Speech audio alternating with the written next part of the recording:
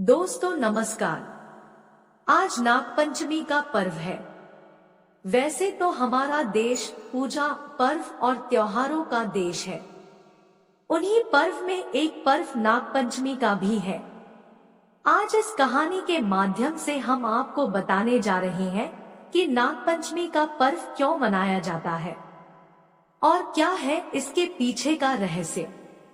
तो चलिए कहानी आरंभ करते हैं। प्राचीन काल में एक सेठ जी थे। सेठ जी के 7 पुत्र थे। सातों पुत्रों का विवाह हो चुका था। सबसे छोटे पुत्र की पत्नी श्रेष्ठ चरित्र की विदुषी और सुशील महिला थी, परंतु उसका कोई भाई नहीं था। मित्रों, कहानी में आगे बढ़ने से पहले यदि आप हमारे चैनल पर नए हैं तो कहानी को लाइक और चैनल को सब्सक्राइब करना ना भूलना और कहानी को पूरा सुनना, नहीं तो नागदेवता का अपमान होगा और आप अपने धर्म को जानने से वंचित रह जाएंगे। तो चलिए कहानी में आगे बढ़ते हैं। एक दिन बड़ी बहू ने घर लीपने के लिए पीली मिट्टी लाने के लिए सभी बहुओं को साथ चलने को कहा तो सभी डलिया और खुरपी लेकर मिट्टी खोदने लगी। तभी वहां एक सर्प निकला जिसे बड़ी बहू खुरपी से मारने लगी। यह देखकर छोटी बहू ने उसे रोकते हुए कहा, इस बेचारे निरपराध को क्यों मारती हो, मत मारो इसे। यह सुनकर बड़ी बहू ने उसे छोड़ दिया। तब सर्प एक ओर जा बैठा। तब छोटी बहू ने उससे कहा, हम अभी लौट कर आती है, तुम यहाँ से जाना मत।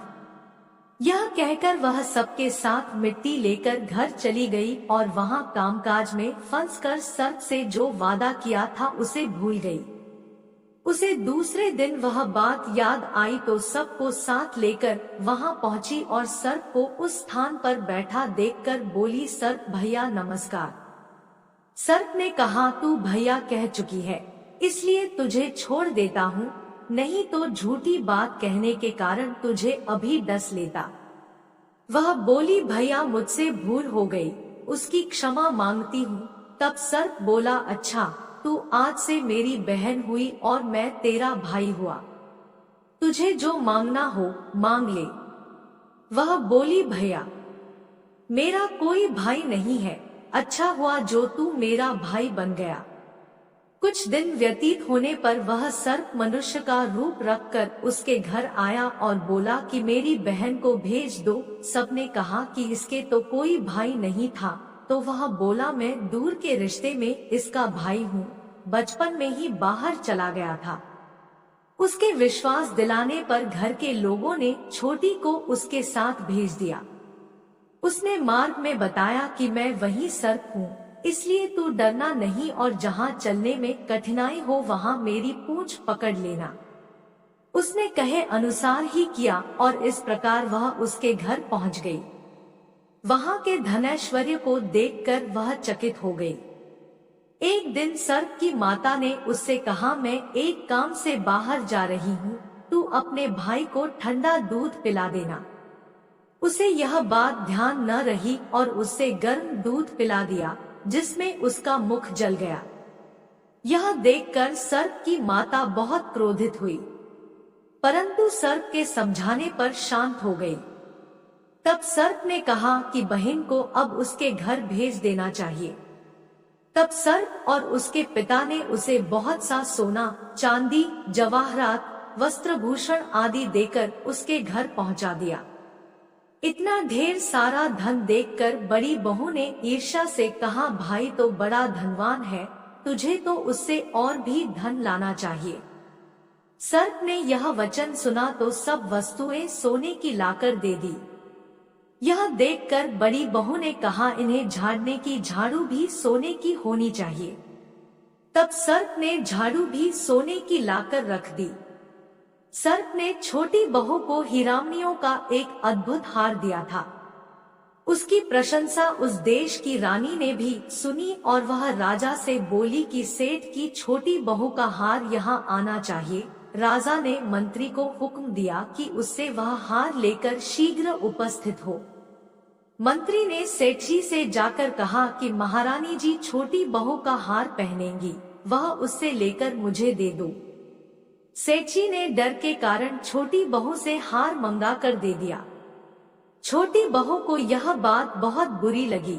उसने अपने सर्प भाई को याद किया और आने पर प्रार्थना की, भैया, रानी ने हार छीन लिया है, तुम कुछ ऐसा करो कि जब वह हार उसके गले में रहे तब तक के लिए सर्प बन जाए और जब वह मुझे लौटा दे तब हीरो और मणियों का हो जाए। सर्प ने ठीक वैसा ही किया। जैसे ही रानी ने हार पहना वैसे ही वह सर्प बन गया। यह देखकर रानी चीख पड़ी और रोने लगी। यह देखकर राजा ने सेठ के पास खबर भेजी कि छोटी बहू को तुरंत भेजो। सेठ जी डर गए कि राजा न जाने क्या करेगा। वे स्वयं छोटी बहू को साथ लेकर उपस्थित हुए। राजा ने छोटी बहू से पूछा, तूने क्या जादू किया है, मैं तुझे दंड दूंगा। छोटी बहू बोली, राजन, धृष्टता क्षमा कीजिए, यह हार ही ऐसा है कि मेरे गले में हीरो और मणियों का रहता है और दूसरे के गले में सर्प बन जाता है। यह सुनकर राजा ने वह सर्प बना हार उसे देकर कहा, अभी पहन कर दिखाओ। छोटी बहू ने जैसे ही उसे पहना वैसे ही हीरो मणियों का हो गया।